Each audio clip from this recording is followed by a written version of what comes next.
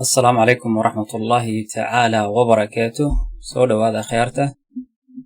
insha Allah intaan video bilaabin waxaan ka cudur daaranayaa inay muddo videodan soo gelin jiray kala go'een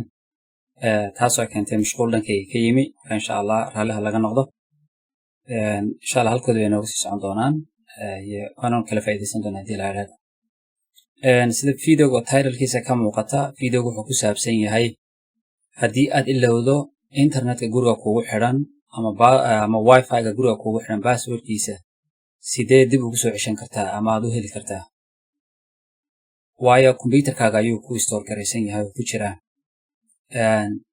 waxaana keentay videogan inaan soo post gareeyo su'aal la soo weydiiyey oo ahayd ilowshiyaha badan passwordka mar walba ilaawa mar walbana waxay noqotaa inaan company-ga internetka aan waco ama aan la hadlo oo call gareeyo oo wixii oo dhan ay reset gareeyaan oo dib loo soo bilaabo marka qofka su'aasha soo weydiinayay waxa uu leeyahay heer waxaan marayaa an embarrassment dareemo maadaama in badan aan la hadlay oo dhowr jeer ay bedeleen heer aan ka xishoodaan maraya inaan waco marka insha Allah nooga faa'iide oo video ku saabsan arrinkaas noo soo geli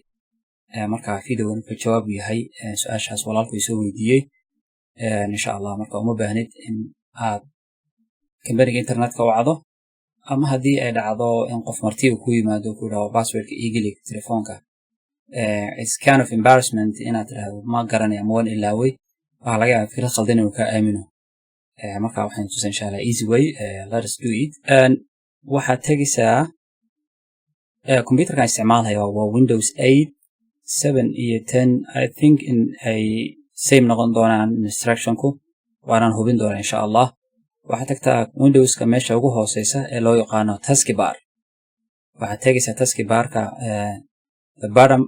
right corner geeska ugu hooseeya midig waa meesha codka markaad dalacayso aad ka dalacdo date iyo taariikhduna ay ku taalo mouse-ka waxaad korkiisa geenaysaa meesha wifi-ga ama internetka calaamadiisa kabacdi waxaad ku dhufanaysaa right click baad klik gareynaysaa menu-ga yar ee kuu soo baxo labada option ah optionka hoosaad dooranaysaa ku qoran tahay open network and sharing center ka hoosaad ku dhufanaysaa menu-gan kale kuu soo saarayaa waxaad tegaysaa geeska kore ee midigta ku beegan meesha ay ku qoran tahay wifi iyo magaca internetkaaga haddii internetka markii lagu soo xidhay magacii default uu weli ku jiro wuxuu noqon doonaa magacii company-ga haddii aad bedeshayna wuxuu noqon doonaa waxa ku qornaan doonta wifi iyo magaca internetkaaga misalan wifi-ga Maxamed wifi-ga Cabdi iyo kolba wixii aad u bixisay halkaasaad ku dhufanaysaa hal mar kali garaynaysaa menu kale ku soo saaraya kan hore aan iska xidhno uma baahni menu-gan ku soo baxa waxaad ku dhufanaysaa meesha ku qoran tahay wireless properties waa halkaas hal mar kali garaa menu-gan kale ku soo saaraya labada option ee kor mid waa connection midna waa security ka security-gaad ku dhufanaysaa marka kaa kali garaa menu kale ku soo saaraya halka markaad marayso waxa laga yaabaa inaad tiraahdo passwordkayga waa helay waa arkaa laakiin wali waxa ku dhiman in passwordkii marka dhibco baad aragtaa in aad isagoo dhammaystiran aad hesho wixii alla wuxuu ka kooban yahay ku muuqdaan marka waxaad ku dhufanaysaa bogoska ka hooseeya ee triangle-ka ah ayaad kala garaynaysaa calaamadda tigtaad saaraysaa kabacdi passwordkaaga kuu soo baxaya wax alla wixii uu ka koobnaa marka kan waa passwordkaygii internetkayga waan qarin karayay laakiin waxaan rabay inaad si buuxda u fahantaan insha Allah waxa ka bacda aan bedeli doonaa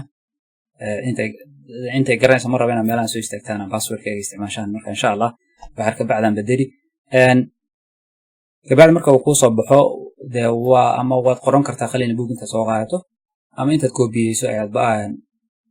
Microsoft Word-ka aad ku shubi kartaa ama Notebar-ka kolba sida adiga kula haboon marka insha Allah waxaan u maleynayaa in walaalkaas su'aashiisu ay jawaab waafi u noqon doono videogani cidii kale oo anfacaya xaaladda noocaas oo kala la kulantayna iyana waa u faa'iido marka insha Allah haddii aad ka faa'iiday videoga share garee subscribe gareena family-ga ka mid noqo haddii aad leedahay qof kale oo aad garanayso ugu faa'iideyn doonaana u dir wixii aan la fahmin comment kale ku soo qor insha Allah khayr bay idin rajeynaya assalamu alaykum warahmatullahi ta'ala wabarakatuh